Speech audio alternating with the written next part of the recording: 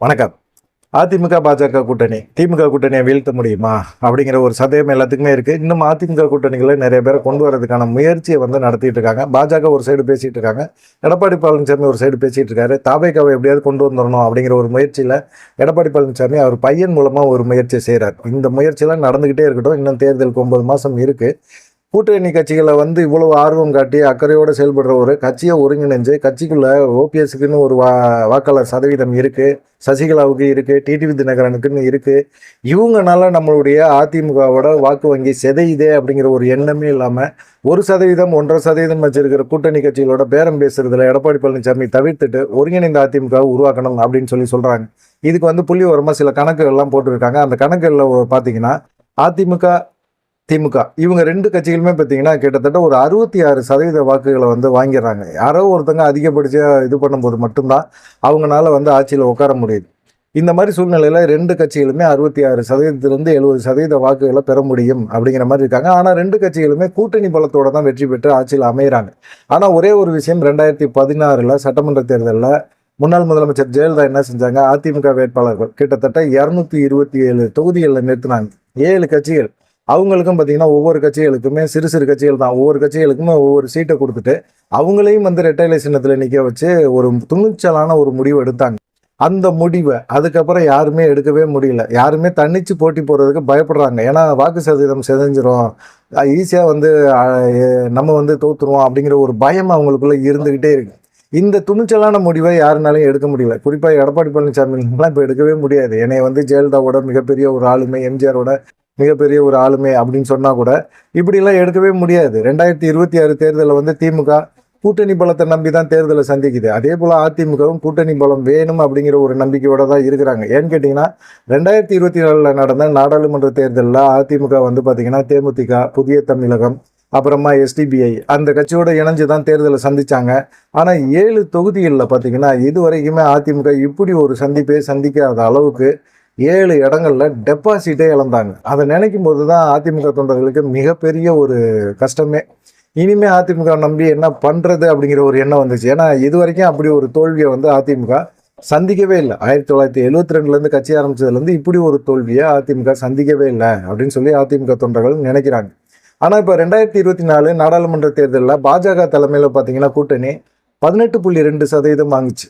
சரி, வாக்குகளை வாங்கினாலும் பாஜக மட்டும் எவ்வளோ வாங்குச்சு அப்படின்னு பார்த்தீங்கன்னா 11.4% வாங்குச்சு. அதே சமயத்தில் அதிமுக அந்த தலைமையில் இருந்த கூட்டணிகள் பார்த்தீங்கன்னா 23.3% வாங்கினாங்க. ரெண்டுமே பார்த்தீங்கன்னா அதிமுக தலைமையிலான கூட்டணிக்கும் பாஜக தலைமையிலான கூட்டணிக்கும் பார்த்தீங்கன்னா பெரிய அளவில் வித்தியாசம் இல்லை, ஓரளவுக்கு நெருக்கியே இருக்கிறாங்க. அதனால நம்ம நாடாளுமன்ற தேர்தலில் அதிமுக பாஜக கூட்டணி தொடர்ந்து இருந்தால் கண்டிப்பாக இந்த வெற்றியை பெற முடியும் அப்படிங்கிற ஒரு எண்ணம் வேலுமணி மனசுல இருந்தது. வேலுமணியும் இதை வெளிப்படையாக சொல்ல ஆரம்பிச்சாரு. இதனால தான் பார்த்தீங்கன்னா அமித்ஷா இப்பயே பிடிச்சி எடப்பாடி பழனிசாமியை உள்ள கொண்டாந்து கூட்டணிக்குள்ள கொண்டாந்து போட்டார். எடப்பாடி பழனிசாமிக்கு பாஜக கூட்டணி வேணாம் அப்படிங்கிற நினைச்சுக்கிட்டே இருந்தார். காரணம் கட்சிக்குள்ள இருக்கிற உறுப்பினர்கள் நிறைய பேர், நிர்வாகிகள், சி.வி. சண்முகம், ஜெயக்குமார் இவங்கெல்லாம் சொல்லிக்கிட்டே இருந்தாங்க. ஆனால் பார்த்தீங்கன்னா கடந்த 3 வருஷத்துல அண்ணாமலை பாஜக மாநில தலைவராக இருக்கும்போது கொங்கு பகுதியில் பாஜகவை மிகப்பெரிய ஒரு வளர்ச்சியை கொண்டு வந்துட்டாரு. அதிமுகவுக்கு ஈக்குவலாக கொண்டு வந்துட்டாரு. அதுதான் அண்ணாமலையோட வெற்றியே. அண்ணாமலை இல்லாமல் கொங்கு பெல்ட்டில் பாஜக இவ்வளவு வேகமாக வளர்ச்சி அடைஞ்சிருக்கவே முடியாது. இது எல்லாத்துக்குமே பாஜக தொண்டர்களுக்கு எல்லாத்துக்குமே தெரியும். இது எடப்பாடி பழனிசாமிக்குமே தெரியும். ஒரு வேளையில் பாஜக கொங்கு பெல்ட்டில் மிகப்பெரிய ஒரு வளர்ச்சி அடையுது அப்படிங்கும்போது எடப்பாடி பழனிசாமி தன்னுடைய வீழ்ச்சியை உணர ஆரம்பிச்சிட்டார். இதான் மிக முக்கியமாக பார்க்கப்பட வேண்டிய ஒரு விஷயமா இருக்கு. 2021 நடந்த சட்டமன்ற தேர்தலில் எஸ்பி வேலுமணி பார்த்தீங்கன்னா 1,24,000 வாக்குகளை வாங்கினார். ஆனால் 2024 நடந்த சட்டமன்ற தேர்தலில் அதில் பார்த்தீங்கன்னா அதிமுக வேட்பாளர் இந்த தொண்டாமுத்தூரில் அதிமுக வேட்பாளர் எவ்வளோ வாங்கினார்னா 58,000 ஓட்டுகளை வாங்கினார். அதே சமயத்தில் பாஜக சார்பாக போட்டியிட்ட வசந்தராஜன்கிறவர் 56,800 வாக்குகளை வாங்குறாரு. எவ்வளவு 1,200 வாக்குகள் தான் அதிமுகவுக்கும் பாஜகவும் ஒரு பின்னடைவு. இதெல்லாம் யாருனால சாத்தியமாச்சு? அண்ணாமலைனால மட்டும்தான் சாத்தியமாச்சு. அண்ணாமலை அந்த அளவுக்கு ஹார்ட் ஒர்க்காக கொடுத்தாரு. அண்ணாமலை மேலே மக்களுக்கு ஒரு நம்பிக்கை இருந்தது. இளைஞர்கள், குறிப்பாக இளைஞர்கள் மத்தியில் அண்ணாமலை மேலே மிகப்பெரிய ஒரு மதிப்பு இருந்தது. அண்ணாமலைக்காக நம்ம பாஜகவில் சேரணும்னு தேடி போய் சேர்ந்தாங்க. அந்த மாதிரி இருந்தாங்க. ஆனால் பார்த்தீங்கன்னா திமுக வேட்பாளர் எவ்வளோ வாங்கினாரு ஈஸ்வரசாமின்னு பார்த்தீங்கன்னா 98,355 வாக்குகளை தான் வாங்கினார். இப்போ 2 பேருமே அதிமுகவும் பாஜகவும் சேர்ந்து இந்த தொகுதியில் நின்றிருந்தா எவ்வளோ வாக்குகளை வாங்கியிருக்க முடியும் அப்படின்னு பார்த்தீங்கன்னா கிட்டத்தட்ட 1,20,000 வாக்குகளை வாங்கியிருக்க முடியும். திமுக வந்து 98,000 தான் வாங்கியிருக்கு. அப்போ அதிமுக பாஜக கூட்டணி தான் 1,20,000 வாக்குகள் எங்கேயோ போயிருக்குமே. அப்படி பார்த்தீங்கன்னா கொங்கு பெல்ட்டில் ஒரு 34 தொகுதிகளில் வந்து கண்டிப்பாக வந்து அதிமுக பாஜக கூட்டணி வெற்றி பெற்றிருக்க முடியும் அப்படின்னு சொல்கிறாங்க. ஆனால் எடப்பாடி பழனிசாமி 2023 செப்டம்பரில் பாஜகவோட நாங்கள் கூட்டணி இல்லை அப்படின்னு சொல்லி பிரிஞ்சார். எதுக்காக பிரிஞ்சார்?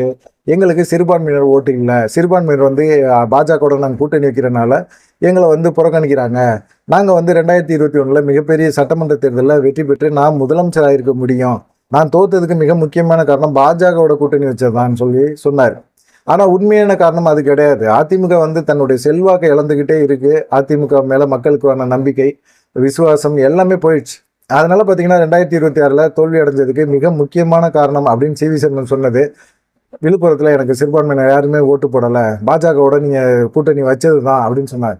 சொந்த செல்வாக்கை இவங்க அந்த விழுப்புரம் தொகுதியில் இழந்துட்டாங்க. இழந்த பிறகு எப்படி வந்து பாஜக மேலே ஒரு குற்றச்சாட்டை சொல்ல முடியும்? பாஜக வந்து வளர்ந்துருக்குது, பாஜகவோட ஓட்டு வேணும் அப்படிங்கிற ஒரு சூழ்நிலை இருக்குது. பாஜகவை கூட்டணிக்குள்ளே வச்சுக்கணும் அப்படிங்கிற ஒரு தவிர்க்க முடியாத ஒரு காரணங்கள் இப்போ சமீபமாக உருவாயிருச்சு. இதுக்கு எல்லாமே முழுக்க காரணம் அண்ணாமலை தான் அப்படின்னு சொல்கிறாங்க. அதே போல் வந்து எப்படி சிவி சண்முகம் பேசினாரோ அதே போல் வந்து ஜெயக்குமார் என்ன சொன்னார்? ராயபுரத்தில் நான் தோத்ததுக்கு பாஜக தான் காரணம் அப்படின்னு சொன்னார். நான் 25 வருஷமாக நான் சட்டமன்ற உறுப்பினராக இருந்துகிட்டு இருக்கேன்.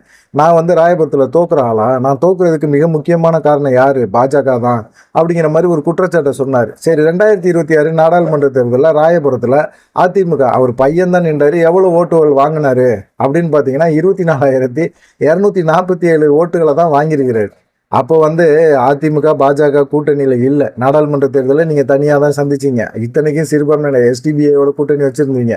அப்படி வச்சுமே உங்களால் ராயபுரத்தில் எவ்வளோ ஓட்டுகள் வாங்க முடிஞ்சதுன்னா 25,000 வாக்குகள் கூட உங்களால் வாங்க முடியல. அப்படின்னா இந்த தோல்விக்கு மிக முக்கியமான காரணம், பொறுப்பேற்றுக்க வேண்டியது நீங்கள் தான். ஜெயக்குமார் பையனும் தான். உங்களுக்கு மக்கள் மத்தியில் உங்கள் மேலே நம்பிக்கை இல்லை அப்படிங்கிறது மட்டும்தான் இருக்குது. அதை ஏன் நீங்கள் வந்து இது பண்ணுறீங்க அப்படிங்கிற ஒரு கேள்வியை கேட்குறாங்க. அதே போல் வந்து விழுப்புரம், ராயபுரம் இந்த மாதிரி தொகுதிகளில் முக்கியமான இவங்கெல்லாம் தோற்றதுக்கு மிக முக்கியமான காரணம் அவங்க சொந்த செல்வாக்கை, குறிப்பாக அதிமுக அப்படிங்கிற இது வந்து செல்வாக்கை இழந்துக்கிட்டே இருக்குது. இந்த செல்வாக்கு எல்லாமே எங்கே போகுது அப்படின்னு பார்த்தீங்கன்னா பாஜகவுக்கு போகுது. அது குறிப்பாக அண்ணாமலை மாநில தலைவராக இருந்தனால பாஜகவுக்கு போச்சு அப்படிங்கிற ஒரு இதை சொல்கிறாங்க. அதே போல் பார்த்தீங்கன்னா அதிமுக வந்து காஞ்சிபுரம், திருவள்ளூர், செங்கல்பட்டு, சென்னை இந்த மாவட்டங்களில் கிட்டத்தட்ட ஒரு 37 தொகுதிகளில் வந்து போட்டி போட்டதில் ஒரே ஒரு தொகுதி தான் மதுராந்தகம் தொகுதியில் மட்டும்தான் அதிமுக வெற்றி பெறவே முடிஞ்சது. எல்லா தொகுதியிலையும் தோத்துட்டாங்க. குறிப்பாக பார்த்தீங்கன்னா அவங்க ஜெயிச்சது கொங்கு பெல்ட்டில் மட்டும்தான். மீதி எல்லா பகுதியிலுமே வந்து அவங்கள வந்து ஆப்படிச்சு விட்டாங்க. இதே போல் வந்து இப்போ இந்த காஞ்சிபுரம், திருவள்ளூர், செங்கல்பட்டு, சென்னை இந்த தொகுதிகளில் 37 தொகுதிகளில் மதுராந்தகம் மட்டும்தான் ஜெயிக்க முடிஞ்சது. அதே போல் வந்து காவிரி டெல்டா பகுதிகளில் 41 தொகுதிகளில் 4 தொகுதி தான் அவங்க ஜெயித்தாங்க. ஒன்று வந்து ஒரத்தநாடு, இன்னொன்று வேதாரண்யம், இன்னொன்று நன்னிலம், இன்னொன்று விராலிமலை. இந்த மாதிரி வாக்கு சதவீதம் குறைஞ்சிக்கிட்டே வந்துகிட்டே இருக்கு. 2021 சட்டமன்ற தேர்தலில் இந்த தொகுதிகள்லாம் மிகப்பெரிய அளவில் அதிமுக பின்னடைவை சந்திச்சிருக்கு. 2024 படி பார்த்தீங்கன்னா விராலிமலை, வேதாரண்யம் போன்ற தொகுதிகளில் பாஜக அதன் கூட்டணி கட்சிகளோட ஆதரவு இருந்தால் மட்டுமே வெற்றி பெற முடியும் அப்படிங்கிற ஒரு சூழ்நிலை இப்போ உருவாயிருச்சு.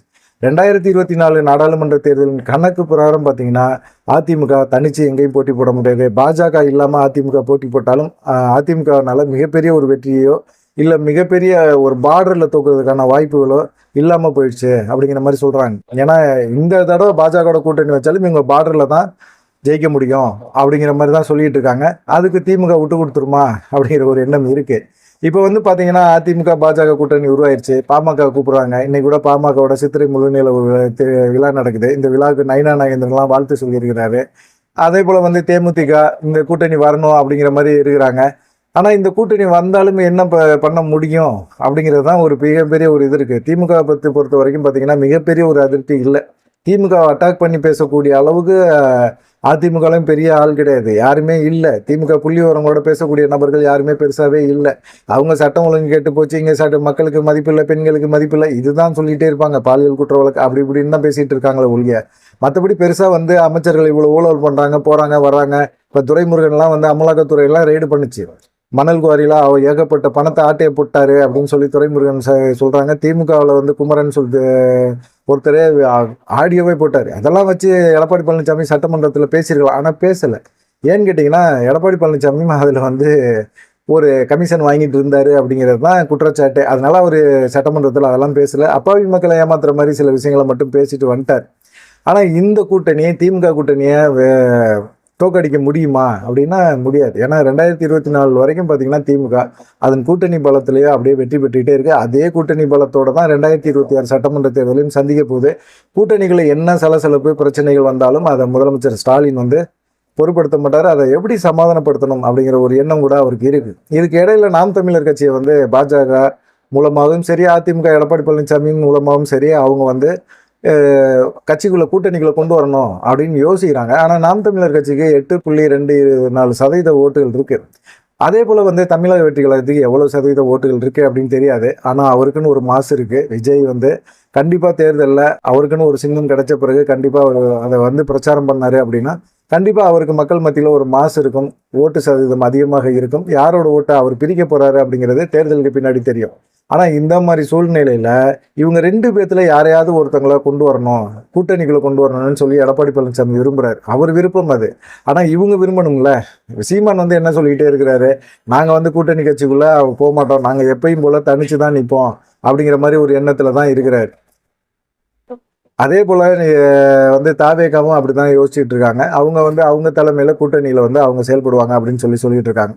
இதுல வந்து பாத்தீங்கன்னா தேமுதிக 2006, 2009 எல்லாம் பார்த்தீங்கன்னா அவங்களுடைய வாக்கு சதவீதம் 8% இருந்தது. அதே போல் பார்த்தீங்கன்னா இப்போ நாம் தமிழர் கட்சிக்கும் விஜய்க்குமே வந்து ஓரளவுக்கு மாசு இருக்கும் அப்படின்னு சொல்கிறாங்க.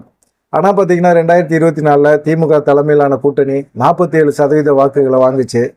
ஆனால் பார்த்தீங்கன்னா இது வந்து ஒவ்வொரு நாடாளுமன்ற தேர்தலையும் பார்த்தீங்கன்னா திமுக வந்து 5.34 லட்சம் வாக்குகளை வந்து திமுக பெறுது.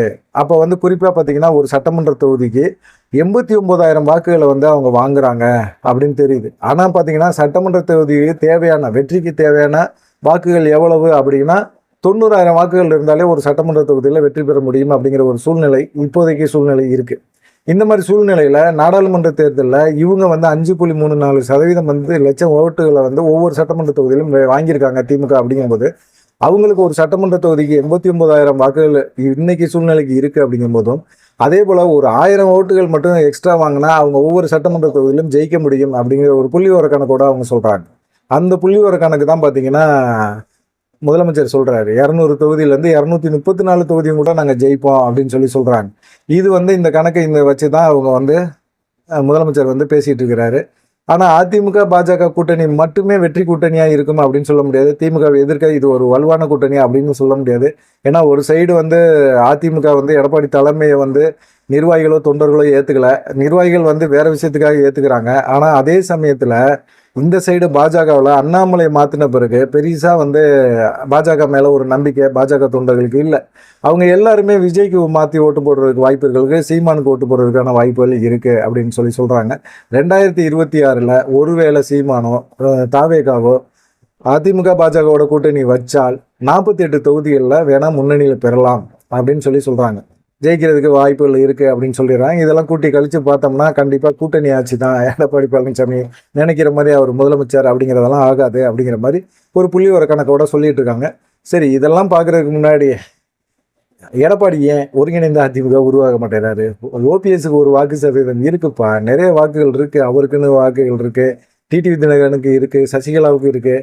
அவங்களையெல்லாம் உள்ளே கொண்டு வந்து வாக்கு சதவீதத்தை அதிமுகவுக்குன்னு வாக்கு வங்கி அதிகரிச்சுட்டு கூட்டணி பலத்தோட வெற்றி பெற்று முதலமைச்சராகிறதுக்கு என்ன அவருக்கு அப்படிங்கிற கேள்வியை அதிமுக தொண்டர்கள் கேட்டுட்டு இருக்காங்க. நீங்கள் என்ன கேட்கணுமோ அதை கமெண்ட்ல கேளுங்க. நன்றி, வணக்கம்.